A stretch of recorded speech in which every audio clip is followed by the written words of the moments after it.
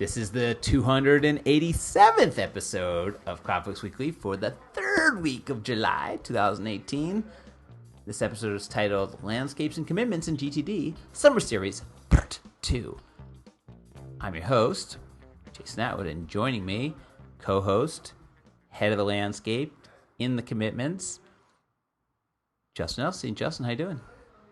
Yeah, I'm doing good. Part 2. Crazy World Cup. Crazy World Cup Part 2. Oh my goodness.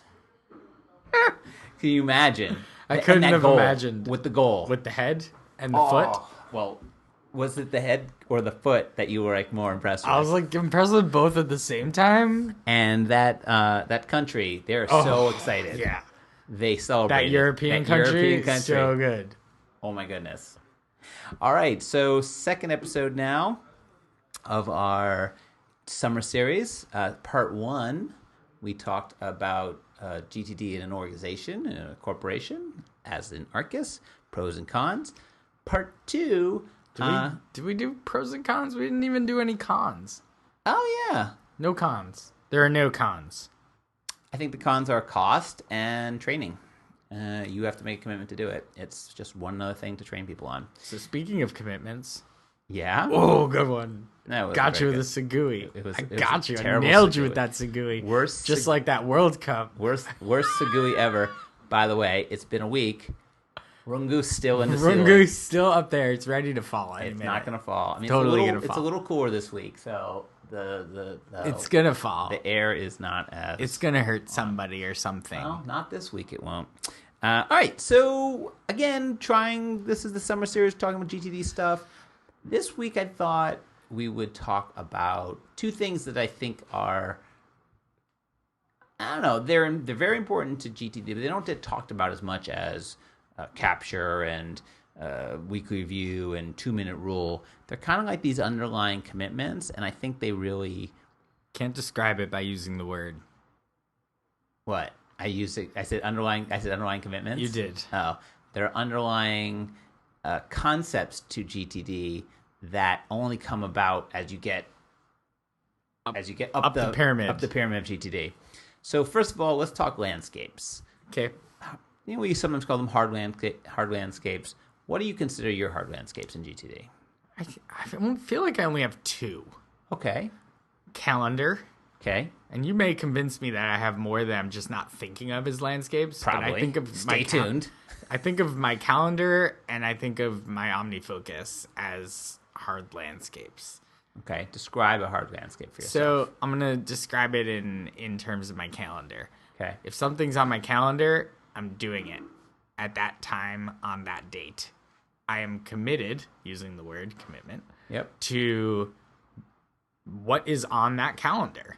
And I've used the calendar not as a tasking mechanism that a lot of people use their calendar for, like, you know, put an all-day event on a day because you have to get something done like that day. Right. Don't really use it for that. Nope. But I do use it for obviously meetings in the corporate environment, but at home for things I have to do with, you know, on my own, whether it be a doctor's appointment or getting a haircut or running an errand or what have you, that's on my calendar, as well as the family calendar, which we've done a whole blog post and I think we've even done a podcast on it as well.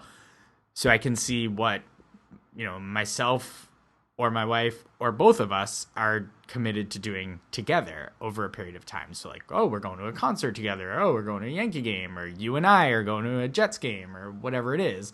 Like, I know it's on my calendar. I know I'm doing it because it's on my calendar, and I know I'm going to see my calendar every day. Yep. Every single day. I'm going to see my calendar every single day. And that's how you know it's a landscape. So I'll point to that as a good thing to say, like, what is a hard landscape? And it means something that is as it's written in ink, right? Not that things can't change, but if you think about it like the appointment with the doctor, yeah, you can call up and change it. But if it's 9:00, you're supposed to be there, you got to go. It's something you're not kind of going, oh, I'll get that milk later, right? Getting milk not really hard landscape because I'll get it later. Oh, I didn't pick up today. I'll get it tomorrow. Right. More of I have to get on a plane. Right. I guess it's the best example. Right. That's a hard landscape. It's And not think about changing, and it will go on without you. Unlike a task that's to yourself, think of a little bit like a hard landscape as something that it's going to happen whether you want it to or not. And it's something that's happening in a period of time. This is actually how I talk about the differences between tasks and events in Salesforce, just to tie it to Salesforce. Yep. Like tasks have due dates, but they also have statuses, you know, because they could be overdue. Like you have to actually do the thing. Events happen. Yeah. They happen, and when they're done, they go into the past activities or the activity history. They're done. Like, and if you didn't show up, it still happens. That's right. Too bad. That doctor's appointment. You don't get to mark happened. it as like not complete. It's over. Sorry. The plane would have taken off. That plane you're left. On it. And you know what? You might have booked that travel 4 months in advance. Right. But it's still on your calendar, and it's still something that you're going to see as you like go out in your weekly review and you look at your calendar outwards. It's something that you're going to see and know, and it may trigger like, ooh, I'm flying somewhere in 3 weeks. Do I need to go to Duane Reade to get something for travel? All right, next thing I got to do is just check my travel bag and make sure I have everything I need. Yeah. Right, and that'll just give you a little next action for that project of wherever it is that you're going. To think that somebody, like, there are many things you said you took away from my daily existence. Could I survive? And I think calendar might be one of the ones that I probably couldn't. Because if you think about like even we're a big OmniFocus thing, but like tasking, I could probably survive by writing things down on a piece of paper. And every day I could rewrite it and I get checklists and whatever. But your calendar, think about if you didn't know where you're supposed to be tomorrow. Like what appointments you have. Like you almost could not exist. So I like to think of the calendar as the biggest hard landscape and something that, you know, my best practice is I definitely look at my calendar throughout the day. I probably look at it more than I look at OmniFocus. OmniFocus is sort of I fill in when I have the free time to go look at things I need to do. And I look in the morning and maybe at night. But the calendar is like I'm looking at it almost, throughout the day, constantly. What's coming up? What do I have coming up? What are my commitments? What are my wife's commitments? And then I look at it. I definitely look at it when I wake up in the morning. Like, although I find it much easier if I look at it the night before. So again, not like right before I go to bed. That's kind of ridiculous. But as I close out my day, and I actually use that terminology, as I close out my day, and that's in Arkus terms, that's finishing up my Scrum and making sure I booked my hours and doing everything. We've never actually talked about our version of Scrum. True, doesn't matter. The point is, I'm kind of like wrapping it up. I'm at that point. I'm looking over my OmniFocus, seeing if there's anything. Because sometimes I will have thrown something in like bring keys down to front desk that I threw in the morning because I didn't want to forget. Threw in my iFocus and it's sitting there past due because it's 6:00 at night. And I'm like, oh crud, I need to do that. So. But then the calendar. I'm looking at my calendar and I'm looking at what's up for the next day. Do I have to get up early and go for a bike ride? Do I have an appointment with somebody? Do I have a meeting at 11 that I need to prepare for? I cannot imagine. So this is when we talk about hard landscape. It is that stuff in the next day. And that's why I suggest not to. I will totally disagree with the putting other things in your calendar. And you need to keep your calendar a hard landscape. If you start to mix in things that can or cannot happen, then the way you approach your calendar goes away. So if you kind of mix it and go, well, these are things I kind of want to do, but I don't want to do, but maybe I'll do. Then when you look at your calendar, it has that less gravitas, as opposed to looking at it and going, these are commitments. And I guess then we can flip to commitments, but like, I do look at more as commitments. Yes, I can move things, and yes, I said I was going to go gym tomorrow at 11, and if I decide not to go, fine, I'll move it. But it is the thing that I look at to that these things are going to happen, and I need to make sure they happen on those times. To be really clear, when you and I are talking about our calendar, we are talking about multiple calendars. Yes. So we are not talking about our work Arkus calendar. We are not talking about our personal home calendar. We're not talking about our family calendar. We're talking not about talking all. about the holiday calendar. I'm actually We're talking talking about about all of these calendars. Well, you just said we're not talking about this calendar. That's right. We're So talking we about are all talking of about them. our We're Arkus talking calendar. about all of them. We are talking about our family Well, we're not calendar. talking about them singularly. No. Like, we're looking at them, and in today's modern technological world, you can just have a number of calendars layered on top of each other, and you can see them in different colors. I don't and they know can how mean I would whatever survive. to you. I don't know how I'd survive in a world. And we used to, in our last episode, last week, we talked about the corporate culture and being at that place. And yes, I had to maintain 2 separate calendars. Yeah. And remember, we had to go into one and block it off because you had to do something in the other. Like, the day that I got to look at my life in one But that square at a time. Again, that's part of it. The culture at that corporation was, it didn't matter what was on my personal calendar between the hours of 8:30 and 5:30. Well, that's true. It actually didn't matter. There was nothing on my personal. It was at work. Every day. Your backside is in that chair at that desk That's true. in that cube, your office, whatever, and that's where you were. Like, you had no choice. Otherwise, you had the day off, or it And was you put Saturday day out all day. And I would say that the other thing about the hard landscapes is important, not just for yourself, but for others, right? Making commitments to people, and we'll flip it to commitments, but making those commitments and making meetings and putting them on the calendar and respecting other people's calendars, they're hard landscapes. Again, we talked about last episode, talking about in a corporation. Well, one of the things that also is a pro is that when everybody feels and trusts and knows that that's how we trade the calendar, respect for someone's calendar. If I could sprinkle, other than love and get away of war and famine and whatever, like, I'd love to put that into the world, that people had a very great respect for everybody's calendar, because it's your time. And so we at Arkus, we don't just say, oh, you're free for this hour, plop, here's a meeting. We try not to, like, in general, right? We like to question, hey, I see there's an hour free. Like, it takes 2 seconds, especially with, the communication standards we have now. Hey, I see you got a free time next Wednesday. Is that good? Or I look at your calendar and I see you have, all morning blocked, a 1 hour thing, and then block.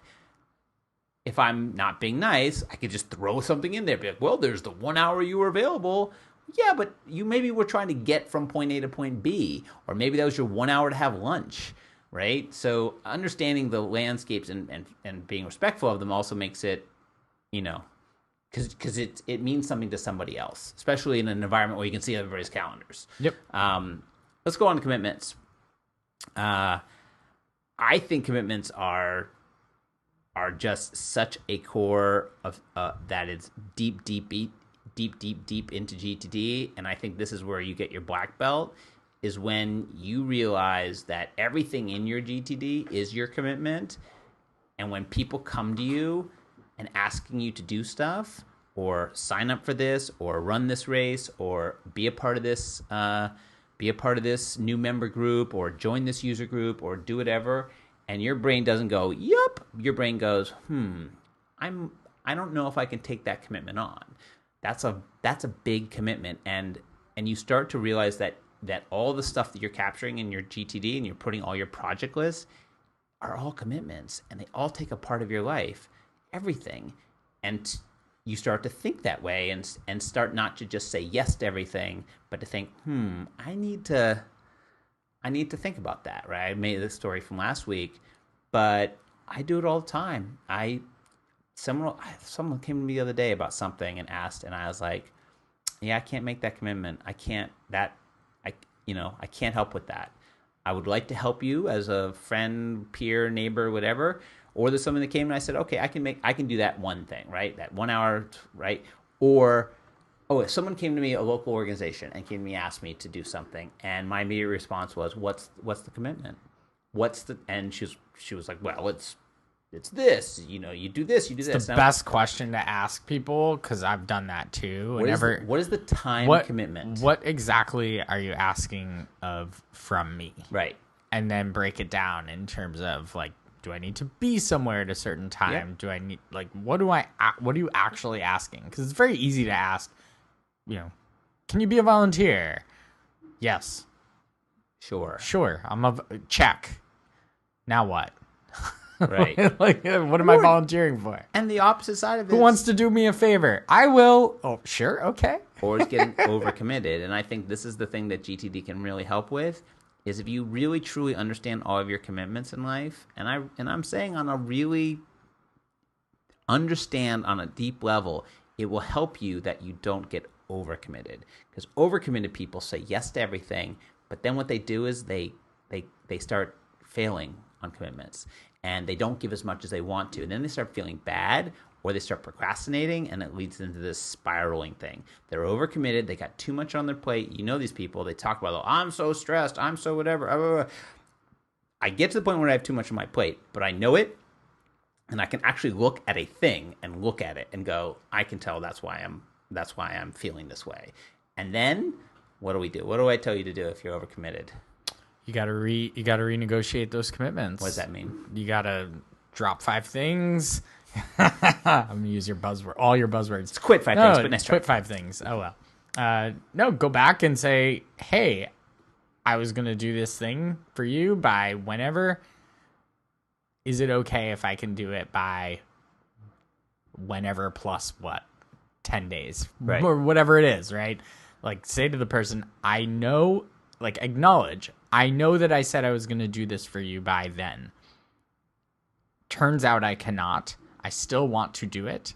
Can I get it to you by the next week or 2 weeks later? Or do you still need it done? Like, I can maybe find someone else who can do it. Just anything to get the thing done.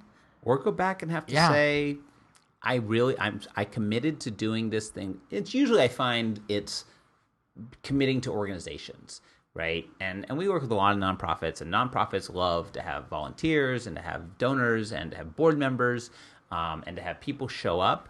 And I bet you, I don't, well, it's not true. I don't run a nonprofit. I haven't run a nonprofit that I need to have that type of commitment from people, but I bet you the amount of people who commit to the organization and say, oh yeah, I'll show up, oh yeah, I'll come, I'll do whatever. And I bet you the failure rate or the non-showing rate of volunteers in a typical organization is high. It's extremely high. The people are like, oh, I said I was going to go, but yeah, something else happened. Like, I think it's so important. It's better to have said to the person, listen, I made a commitment, I had to this, but I can't. I can't do it because I've got too much else going on. And then the next level becomes, can I look at my life and things in my future and say, and I think you're one of the greatest examples of this. I'll let you tell your own story, but where you look at, like, I'm now looking at my, I'll give my example. My example is the fall, right? I don't know if you know this from almost 300 episodes, but I'm a massive Jets fan. Did I tell you that? Ever tell you that? No. Yeah. Okay. Tell me more. Yeah. Okay. But I will tell people consistently, constantly, honestly, upfront, I'm not going to commit to do things with you in the fall, because in the fall is football time.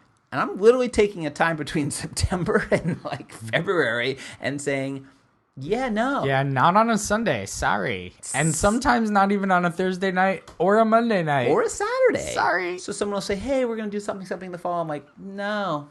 Like, someone was asking me about a race in the fall the other day, and I'm like, yes, the fall. No, you want to do a race in the summer? Yeah, let's do it. But fall? Like, really after September 1st, I don't want, and it's not that I don't want to do it, and yes, I could do it on a Saturday, but I know after years and years and years of doing this, that it'll come to that Saturday, and I'll be like, damn it, why did I commit to doing this stupid thing? Right. I've got to go to a Jets game tomorrow. Or I want to just have a day where I'm chilling out because tomorrow I'm going to go spend all day watching the Jets lose.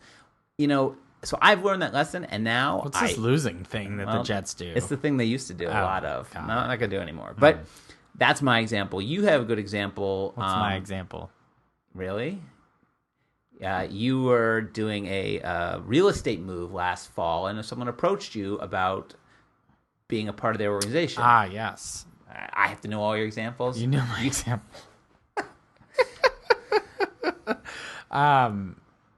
Yeah, I mean, what you said. I was. All right, I I'll was. tell the I story was. then. You want me to I use was. the names or no? No, I won't use the names. Let's protect the innocent. All right. So the example was that an organization approached you to be on their board, and you were in the midst of changing your real estate situation. You were buying a new apartment and selling your old apartment and moving, and you looked at your like the amount of work you had to do, and knowing, having gone through it, right? I think a lot of people who like, oh, it's easy. All that stuff takes so much effort mentally, physically. They're all commitments that you just said, listen, I would love to help your organization and maybe I can help in this other way, but from between now and here, I cannot. But please reapproach me in the next year. I truly care about your organization, but I've got too much on my plate. And you weren't doing it like while you were in the crazy zone, because I think that's what people do, but because you have GTD and you have planning and you have week reviews where you look out 2, 3 weeks, 4, 5 weeks in advance, and you see moving dates and close dates and all that. You're like, I know that is so much of a time suck in my life, and I'm so committed, and this is such a high priority. I can't make a commitment to this other organization, and I know it hurts you because you really like that organization. But yeah, it's a real thing, and but I don't think you get that unless. And what David Allen would say, you don't get that until you can put everything in front of you. Because until I can't put everything in front of me and look at this thing and go, wow, that's a lot. Or, as I do sometimes, I look at it, it's like, oh, that's a short list. Like maybe there are things that I should go pull off my someday maybes, right? As I go through my week review and I find my on hold projects or my pending projects and I go, oh, one popped up the other week that we were going to go on a trip in the fall to a city that had some wind in it, and it popped up, and I had some extra time. And I'm like, you know what? I'm willing to take the starting of this on. Like, I need to let me look at some hotels and let me start talking to the significant other about like what our plans are. Yeah, it's 6 months in advance, but yeah, I want to kind of I want to start thinking about it.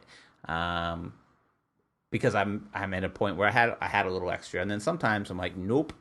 When you've seen me do it, I just shut down. I'm like, I am overwhelmed, and so I'm going to recommit this, recommit that. I'm not going to do that. But you can only do that if you have a system where you can look at it all and see all the things. And I think the other thing is people are very, my experience with helping people and mentoring and whatever, GTD, consulting in GTD, is that people are they're unwilling to write down things that are commitments, that are right. They're unwilling to recognize it as a commitment. So there's a person who will not be named, so that kind of throws it out, who was doing did the opposite, went onto the board of an organization, and in my talks I said, is that in your Army focus? Is that a project in your Army focus? No. Why? It's just, I said, really? That's a commitment. Like, you made a commitment to another organization that you're going to have to put in work. You're going to have to do things for. You're going to have to follow up on stuff. You have meetings in your calendar. You're going to have to go. You're going to have to renegotiate, go into things for your kids. That's a commitment. And we start thinking about it that way. It's like, oh, crap. That's actually a lot of time. Maybe you don't do it. Maybe you do it, but you do it with, with eyes wide open. Right. Any more than that? No, I mean, I was just going to bring up another example of just going back to the part 1 where we talked about it as a corporate culture, where we had asked somebody if they wanted it's a good one. A different job right. at Arkus. It was not, in my opinion, demotion or promotion. It was just a different shift job. In role. Yeah, a shift in role, because we thought that this person would be really good at it. Right. And when asked, we were given the answer, I can't do that right now. Not because I don't want to. Not because I don't want to, but thank you so much for that opportunity and thinking of me, but I just cannot take that type of responsibility on right now. Right, because I have things going on in my life that are it was just pending. A very appropriate and mature response to. It was thoughtful, like whenever somebody, and I feel like they wanted to do it. Oh yeah, but understood that it wasn't the right time, and because there's other commitments in their life, and you have to look at them all and go work and personal, right, and that's that.